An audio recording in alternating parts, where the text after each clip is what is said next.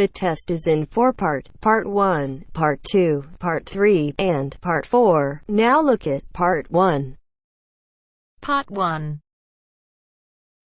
You'll hear a telephone conversation. Now you have some time to look at questions 1 to 6.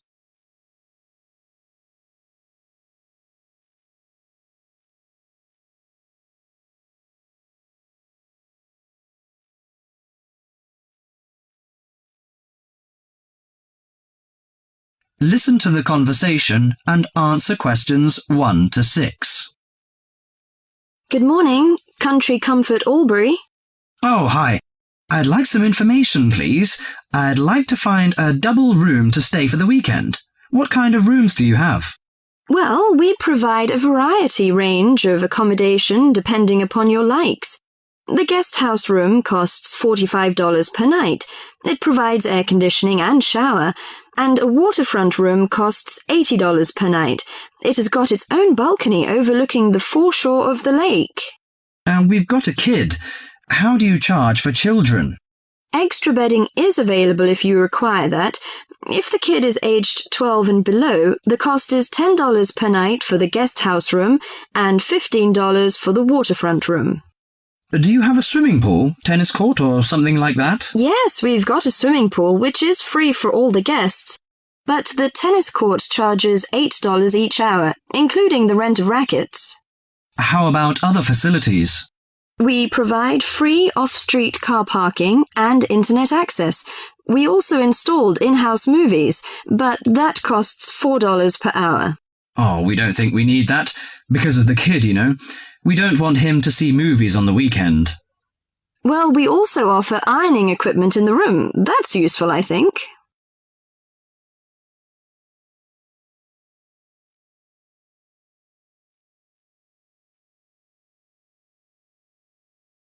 Before listening to the rest of the conversation, you have some time to go through the questions 7 to 10.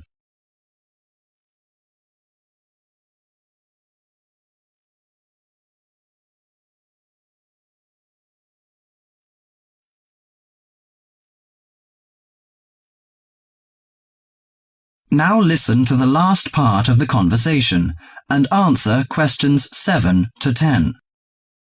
Great! Could you tell me the address? How do we get there? Yes, it's Country Comfort Albury, Albury, at 648 Dean Street, New South Wales. 648 Dean Street, Dean, is that right? Yes. Well, I wonder what activities are available there in this season. You know, we want to have an indulgent weekend in the boring winter. Oh, you'll not get bored here.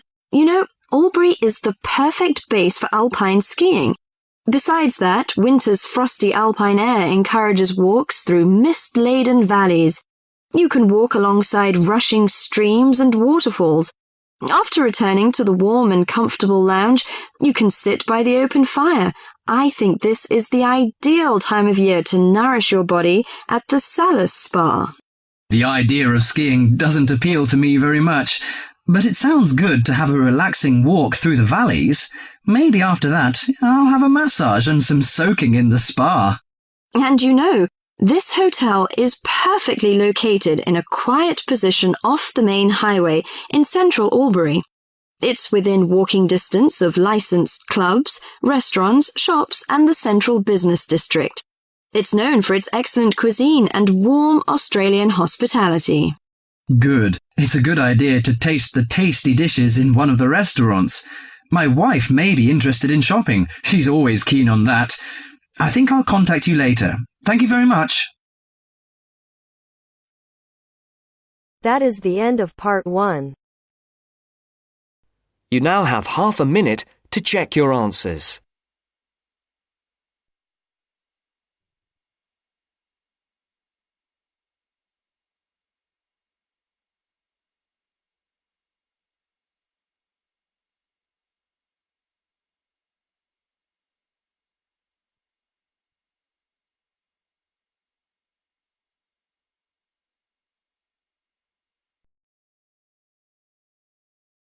Now turns to Part 2. Part 2. You will hear a trainee teacher called Eve talking to her university tutor about her preparations for teaching practice. First, you have some time to look at questions 11 to 15.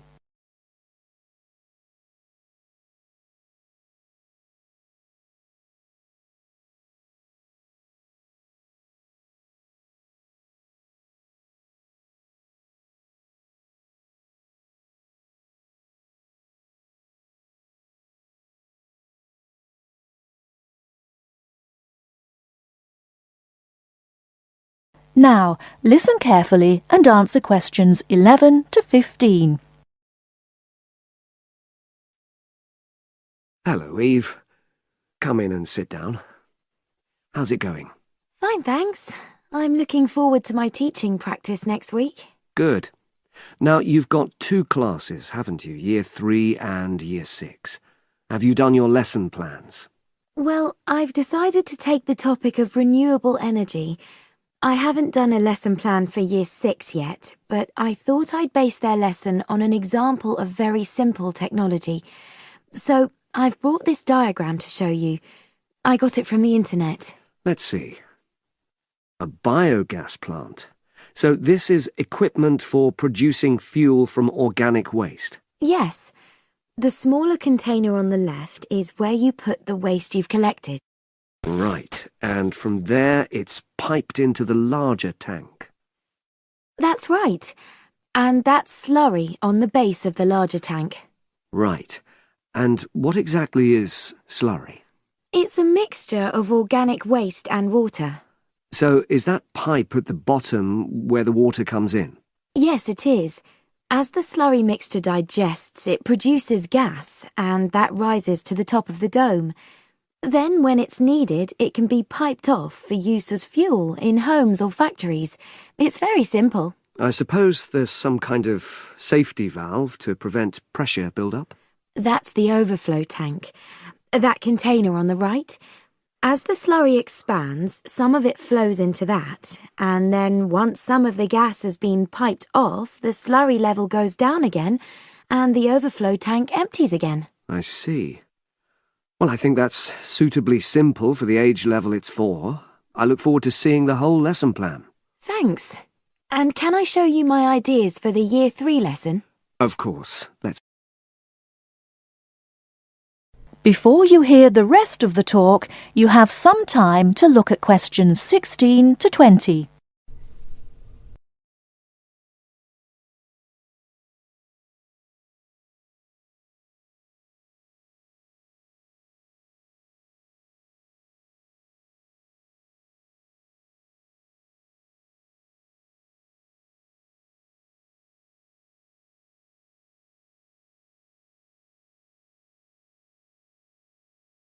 Now listen and answer questions 16 to 20. I thought I'd introduce the topic by writing the word energy on the board and reinforcing the spelling and the pronunciation. Then I'll do a little mime, run on the spot or something, to convey the sense. I'd keep it brief at this stage. Yes, I will. Then I'll wipe the word off and write the question, where does energy come from?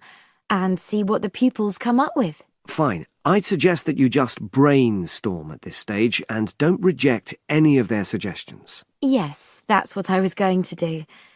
Then I've produced a set of simple statements like, energy makes cars move along the road, and energy makes our bodies grow. There are 8 altogether. Are you going to give them out as a handout or write them up on the board? First, put them up on the board, and then I'll read them out loud. And I'll get the pupils to copy them out in their notebooks. I'll also ask them to think up one more similar statement by themselves and add it to the list. Good idea. After that, I thought I'd vary things a bit by sticking some pictures up of things like the sun and plants and food and petrol and a running child. And I'll get the pupils to work out what order the pictures should come in terms of the energy chain. I think that's a very good idea. You could move the pictures around as the pupils give you directions. Yes, I think they'd enjoy that. And to finish off, I've made a gap fill exercise to give out. They'll be doing that individually, and while they're writing, I'll walk round and check their work. Good. And have you worked out the timing of all that? It'll probably take you right through to the end of the lesson. That is the end of part 2. You now have half a minute to check your answers.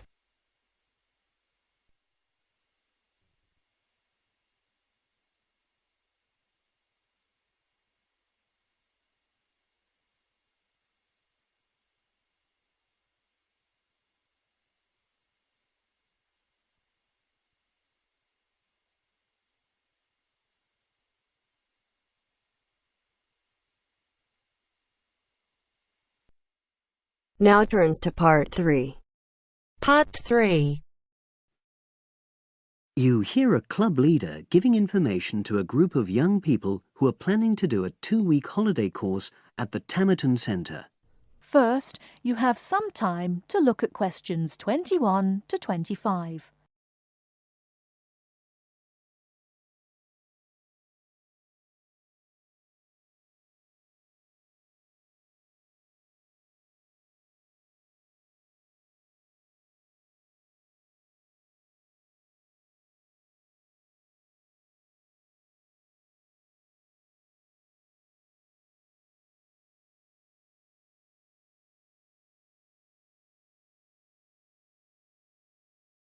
Now listen carefully and answer questions 21 to 25.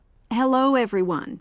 I've been asked to talk to you this afternoon about next month's trip to Tamerton Study Center for the 2-week course. Now, some of the things I'm going to say you may have already heard or read about, but I think it's important to emphasize a few key points. First of all, it's worth reminding you why Tamerton was set up in the first place, in the late 1960s. That was really before all the concern with preserving the environment, which everyone talks about these days. The idea was simply to get people out of the cities and into the country and to find out that just being outdoors can be very rewarding. This is not going to be a holiday in the usual sense. It's called an adventure course because you'll really be stretched to your limits, but that in itself can be a positive thing. The group I took last year, for example, said that although they actually felt pretty weak and exhausted all the time, it really made them learn a lot about themselves and increased their confidence. And in the end, that's the most important thing. Now, all of you knew about policies at Tamerton before you signed up for it, so you know that in many ways it's quite old-fashioned. You don't have a lot of choice in what you do. But something which I think makes the place so special is that you get to try so many different things every day. For instance, one day you'll do climbing, and the next you'll be surveying rock pools. It's not intended that you become an expert in any of them. It's more like a taster, which you can follow up if you want. And there isn't a lot of free time. Organized activities and talks, etc., go on until 9 p.m., and lights go out at 11 p.m. There are table tennis tables with all the equipment and board games, though I have to say the pieces often go missing, so it's a good idea to take your own. There's a DVD player with a good selection of films suitable for this age group, so don't take yours. Bedtime at 11 p.m. is strictly enforced, and there's a good reason for this. You're all under 18, and we organizers need to know that all group members are accounted for in the house as we close for the night. And of course, you'll be so exhausted anyway that you'll be too sleepy to want to cause any trouble. Before you hear the rest of the talk, you have some time to look at questions 26 to 30.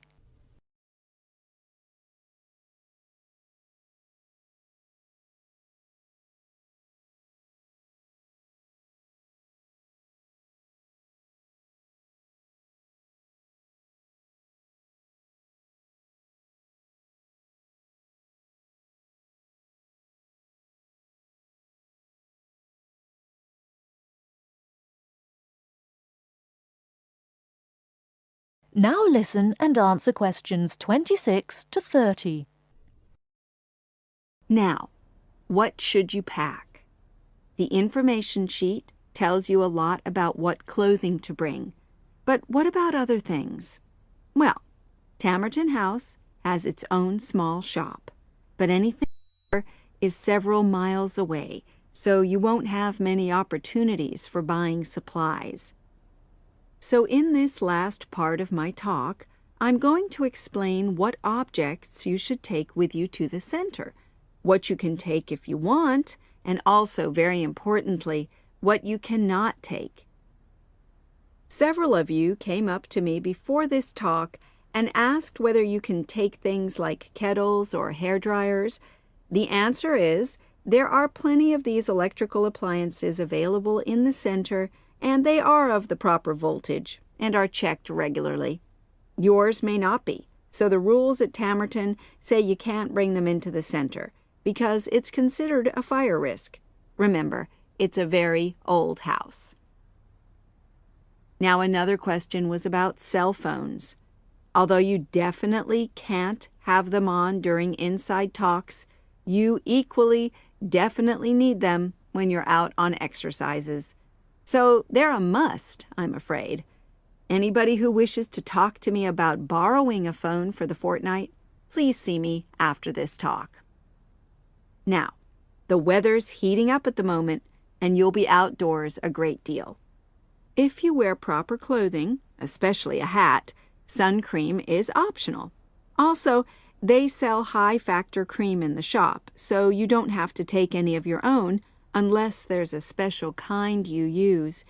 Now, there's a special note about things like deodorants, which come in aerosol cans.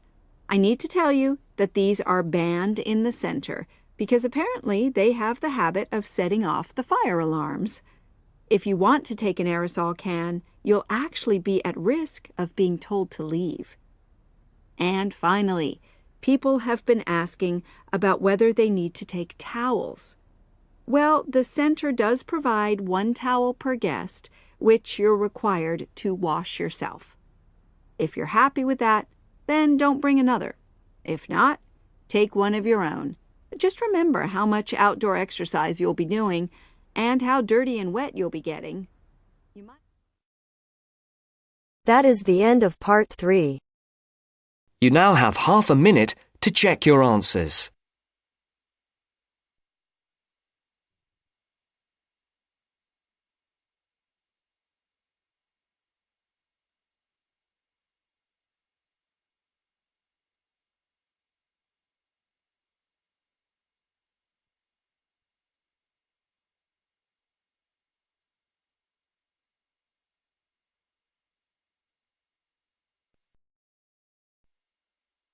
Now turns to part 4.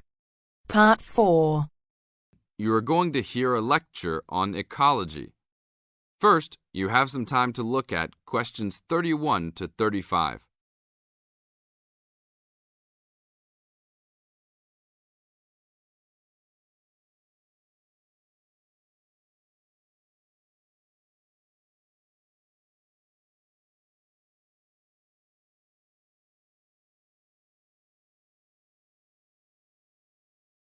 Now listen to the tape and answer the questions. Good afternoon. I'd like to turn it over to Dr. Carey, who will talk about the programme in restoration ecology. Thanks, Chris. A lot of people think that human beings can do whatever they want to the environment. But as Aldo Leopold taught, land is a system of interdependent parts which should be regarded as a community and not a commodity. Well, that idea has influenced what we teach here in our program, where students come from all over the world to learn about restoring native plant communities back into an ecologically natural state. This field is therefore a combination of formal science with practical applications, and that is quite attractive to many people. We have students, for example, from many different nations who come just to take part in this unique program. Our location is also quite unique. We have the world's oldest restored native plant community in Curtis Prairie at the Wisconsin Arboretum. Some say that this is proof that the science of restoration ecology was birthed in Wisconsin. Well, that may be oversimplified, but our reputation is strong. But students don't have to study prairies only. One student, Edmund Mukala from the Congo, came to study restoring ancient wetlands in the Congo using knowledge gained from historic samples of the soil seed bank. Not all the seeds survived, but some can remain dormant for many years. Mr. Mukala wanted to find out what type of community would be most similar to that ancient seed bank. He has recently returned to the Congo and is now cooperating with the government to implement his findings.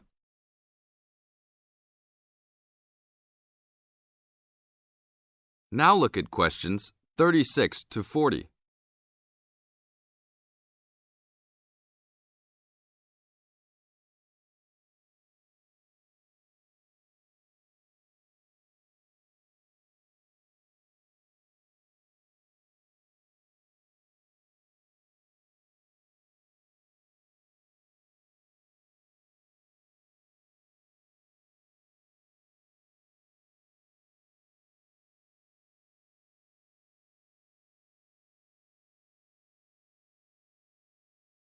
As the talk continues, answer questions 36 to 40. So the only prerequisite for doing research here is that it is a native plant community. That means not just prairies, but wetlands, woodlands, savannas, and other environments. We're proud of the diversity of research topics in our program. And we continue to grow. This year we have 32 new students from 8 different countries. When students first arrive, they begin rigid coursework in statistics, ecology, plant identification, and the theory of landscape change. Then they take part in internships at local conservation agencies such as the Arboretum, the Nature Conservancy, the Parks Department, and others. We find internships to be crucial in helping students apply the knowledge they have gained in the classroom. And we're proud to say that, since the beginning, we have graduated 277 students with master degrees from our programs and 122 students with PhDs. Some have gone on to bigger and better things. One graduate is now the director of the Worldwide Fund for Nature in China. Another is the director of Parks Development in California. And others now lead their own research departments in universities around the world.